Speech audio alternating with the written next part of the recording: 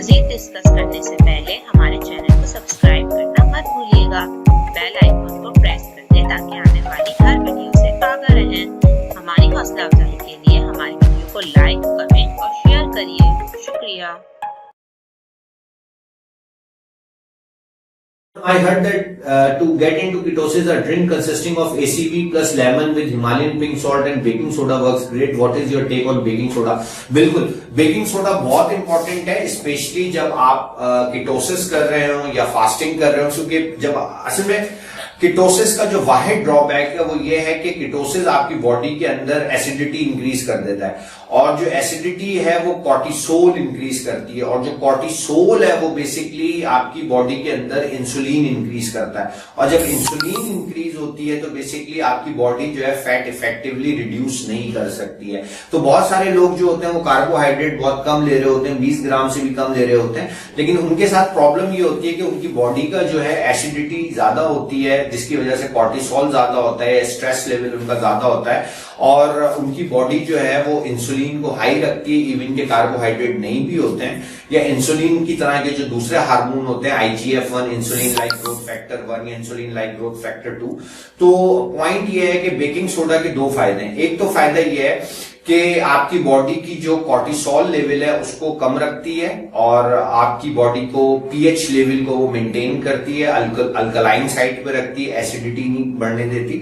اور دوسرا جو سب سے امپورٹنٹ فائدہ ہے کہ جب آپ کیٹوسس کرتے ہیں تو کچھ لوگوں کو شکایت یہ ہو جاتی ہے کہ جو ان کی کڈنی ہوتی ہے ان کے اندر آکزیلیٹ پیدا ہو جاتے ہیں، اور وہ آکزیلیٹ جو ہوتے ہیں basically become more like stone, kidney stone.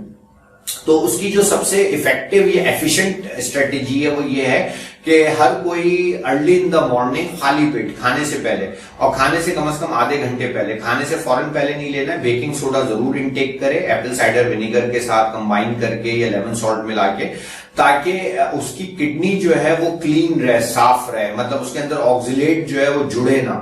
اور وہ کڈنی اس کے پتھر کی شکل نہ بنے، کڈنی سٹون نہ بنے۔ اور اسی طرح وہ رات کو سونے سے پہلے بھی اگر ایپل سائڈر ونیگر کے ساتھ بیکنگ سوڈا لے تو اس کی باڈی کا جو ہے وہ پی ایچ لیول مینٹین رہے گا، اس کی کڈنی کلین رہے گی۔ اور بیکنگ سوڈا کی جو سب سے امپورٹنٹ اچھی بات ہے کہ جو لوگ ڈائلیسس پہ جاتے ہیں ان کو بھی کیا کرتے ہیں ہم، ان کی بھی کڈنیز کو جو ہے وہ بیسکلی بیکنگ سوڈا کے پانی سے دھوتے ہیں یا اس سے فلٹر کرتے ہیں۔ تو سوال یہ پیدا ہوتا ہے کہ جس زمانے میں ہم لوگ صحت مند ہوتے ہیں تو اس زمانے میں کیوں نہیں اس بیکنگ سوڈا کو استعمال کر لیتے؟ ضروری ہے اللہ معاف کرے کہ ہم جب ڈائلیسس پہ جائیں تو بیکنگ سوڈا استعمال کریں؟ تو میرا ٹیک یہ ہے کہ ہر کوئی بیکنگ سوڈا ضرور استعمال کرے، اور وہ ایپل سائڈر ونیگر کے ساتھ استعمال کرے۔ اس کے کئی فائدے ہیں، ایک تو یہ کہ بیکنگ سوڈا جو ہے وہ اسٹرانگ بیس ہے، اور جو ایپل سائڈر ونیگر ہے وہ ویک ایسڈ ہے، تو یہ دونوں فرسٹ آف آل ایک دوسرے کو تھوڑا نیوٹرلائز کرتے ہیں، اور نیوٹرلائز کرنے کے بعد آپ کی کڈنی کو پروٹیکٹ کرتے ہیں، آپ کی باڈی کے اندر پی ایچ لیول کو مینٹین کرتے ہیں، جس کی وجہ سے آپ کا کورٹیسول نہیں بڑھتا، کورٹیسول نہیں بڑھتا تو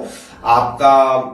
بیسکلی انسولین انکریز نہیں ہوتا اور آپ ایفیکٹولی ویٹ لاس کر سکتے ہیں، ایک بات۔ دوسری بات یہ ہے کہ جو آپ کا ایپل سائڈر ونیگر ہے اس کے اندر ایکزوجینس کیٹونز بھی ہوتے ہیں، اور آپ کی باڈی کے اندر یہ پروموٹ کرتا ہے، یعنی کہ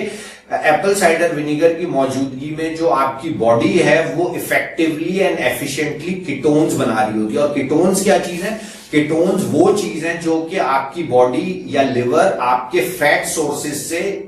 جو کہ ڈپوزیٹڈ فیٹ سورس ہیں یا وہ فیٹ سورس جو آپ نے کھائے ہیں ان سے بناتی ہے، تاکہ آپ کی انرجی کے لیے وہ استعمال کر سکے۔ تو یہ ایک طریقے سے کیٹلسٹ کا کام کرتے ہیں جو کہ آپ کے فیٹ سورسز کو تیز کر دیتے ہیں، تاکہ آپ اپنے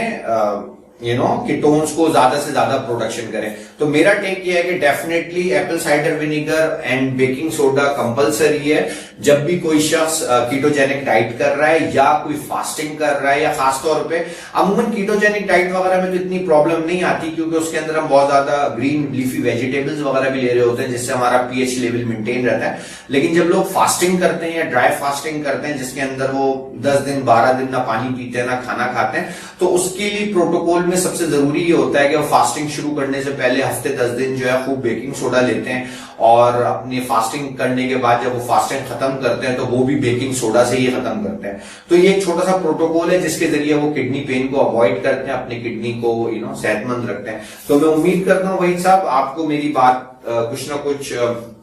रिलेट किया होगा। और उसके साथ इंपॉर्टेंट चीज ये है कि विटामिन ई जरूर लें रात को सोने से पहले। इससे भी आपका कॉर्टिसोल लेवल, जो मॉर्निंग का कॉर्टिसोल लेवल होता है, वो कम रहता है। ये सब चीजें बड़ी अब रिसर्च के जरिए प्रूव हो चुकी है। इसी तरीके से अगर बेबी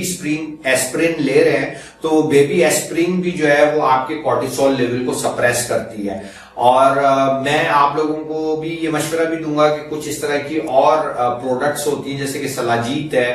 वो भी आपको बहुत ज्यादा एनर्जी देती है, ताकि जब आप लोग ड्राई फास्ट या फास्टिंग या प्रोलॉन्ग फास्टिंग कर रहे होते हैं उसके अंदर आपके पास कोई इस तरह की एनर्जी सोर्सेज होनी चाहिए कि आप थोड़ा सा इफेक्टिवली 8 दिन 10 दिन 40 दिन जो है भूखे रह सकें। तो लेकिन देखें ये वो तमाम चीजें उन लोगों के लिए हैं जो एक्सपीरियंस कीटो पर्सन है और वो अपना weight loss for some reason नहीं कर पा रहे, तो उनको ये टेक्निक्स जो है फायदा दे सकती हैं। लेकिन वो तमाम न्यू कमर्स या न्यू बाइज जो कि चीजें स्टार्ट कर रहे हैं उनके लिए मैं मशवरा दूंगा बेबी स्टेप्स जो है इज द बेस्ट थिंग। सबसे पहले वो अपनी डाइट को क्लीन करें, उसके बाद वो बेसिक कीटोजेनिक डाइट करें, उसके बाद वो इंटरमिटेंट फास्टिंग करें। फिर इंटरमिटेंट फास्टिंग के साथ जो है वो मुख्तलिफ ऐसी चीजें जो कि वो छोड़ सकें जिसके अंदर तमाम फ्लावर है, कोकोनट फ्लावर है, एलमंड फ्लावर है और इस तरह के नट्स हैं, या वो कोई और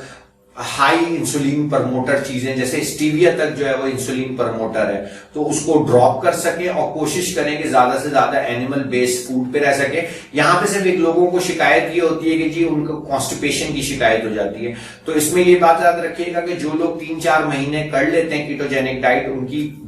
गट जो है वो हील हो जाती है, उस अरसे में वो प्रोबायोटिक्स लेते रहते हैं और जब वो फैट इंटेक प्रॉपर ले रहे होते हैं तो उनको कॉन्स्टिपेशन की शिकायत नहीं होती है। आप इस तरह से समझ लीजिए कि इंजन के अंदर अगर हम चीनी या फाइबर डालेंगे तो वो फंस जाएगा, बल्कि